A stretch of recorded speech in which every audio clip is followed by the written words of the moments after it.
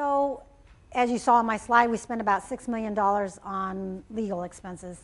Most of that, probably $5 million, is on patent expenses. So it's very, very expensive. And the reality is it gets more and more expensive as you go outside of the US. It costs $15,000, let's say, to file one US patent.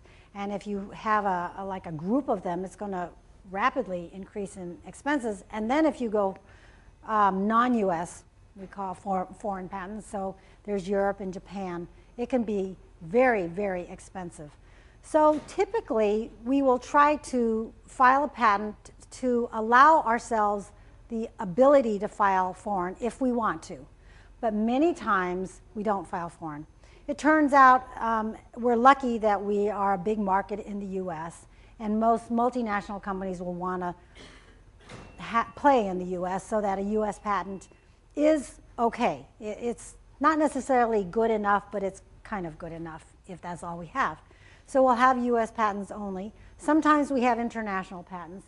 But by and large, we're not willing to float this too long if we don't think there's a commercial taker, a licensee who's willing to pay for patents, or where we can bring in income and then pay for patents that way. Now, for example, the biggest winner that we had was the Cohen-Boyer. That was a US patent only. 3 US patents.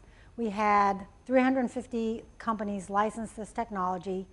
About a dozen of them were non-US companies. So they were companies who were outside of the US who were hoping to import, sell into the US. So they also took licenses. So international companies will even take US-only patents.